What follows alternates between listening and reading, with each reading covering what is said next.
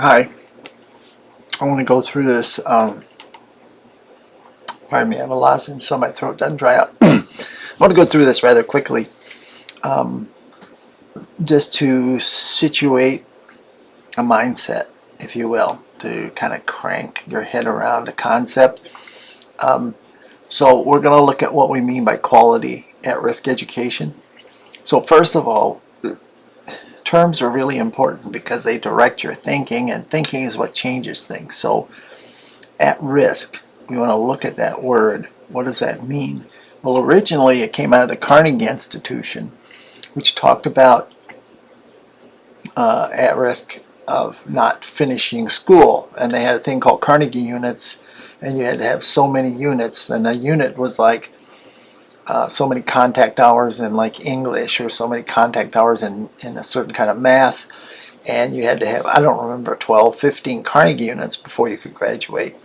So somewhere around junior year, people go, wow, you've only got 6 units. You need 15, you're not going to make it. And they would do something called compensatory education. So at risk was at risk dropping out of school. Well, it's changed a lot since then. It's become a lot more than that. But it's still confusing. It's really not as clear. And so first thing I want to do is bring some clarity to what we mean by dropping out. There's different definitions which have confused things. There's the event dropout rate, which is a percentage of students who drop out of school in a given year, like, 10% have dropped out this year. Then there's the dropout rate, which is usually gotten through the census. So they've taken a percentage of people. Notice usually 16 to 24 who are not enrolled in school and who do not have a GED. So, but usually, get it all there. There. I love that usually. But look at this next one, high school completion rate. Again, what are we looking at? The confusion around the word dropout. This is also from the census, but just pay attention to this, but it's based on 18 to 24 year olds.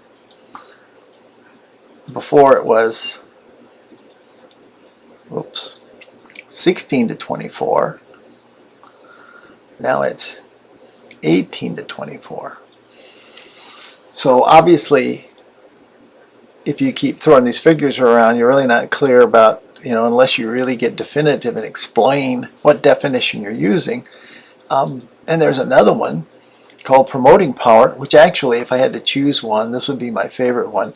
It's the ratio of the number of students in a certain grade to the number that graduate when expected to graduate. So this would go back to like 9th grade. You would count and you would say, let's see, we have 100 freshmen. Okay, so we start with 9. And normally, if it was a perfect world, a perfect school, 4 years later, in the 12th grade, we would wind up with what? 100. Drawing a hand is not very good today. Okay, 100. Whee, that's good. Okay, so anyway, but we don't wind up with 100 graduating 4 years later. We wind up with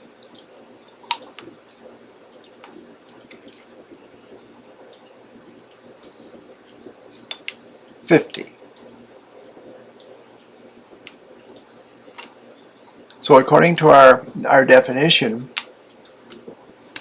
the ratio of the number of students in a certain grade to the number that expect to graduate, we would wind up with something like 50%. Okay.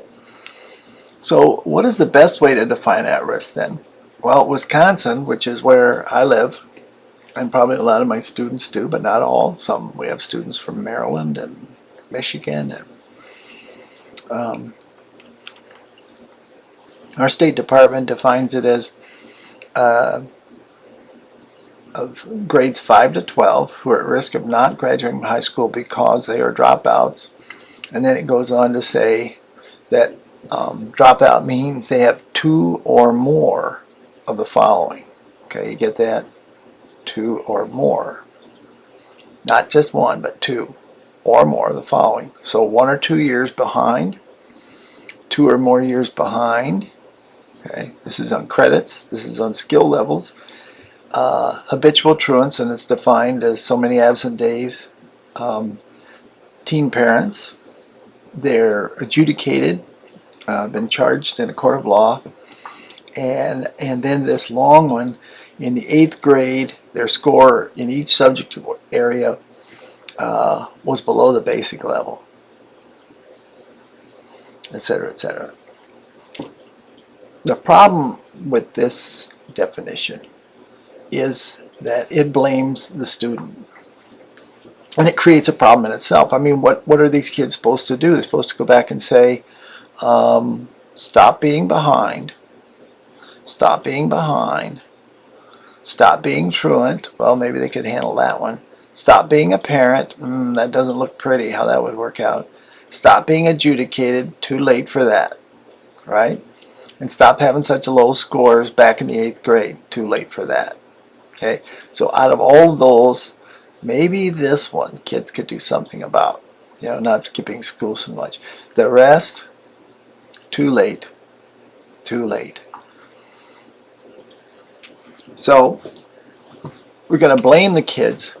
Do we really expect children to be able to really pull themselves up by their bootstraps? They're already, you know, have got issues and probably are lacking some skills, and suddenly we expect them to really get a hold of themselves. It's really silly. And we as adults should know better than to even think such a thing. There is a better way to define at-risk, of course. The National At-Risk Education Network, which I used to direct, has a very interesting way of defining at risk. It says students are placed at risk when they experience a mismatch between their circumstances and needs and the capacity or willingness of the school to accept, accommodate, respond to them. Interesting, eh?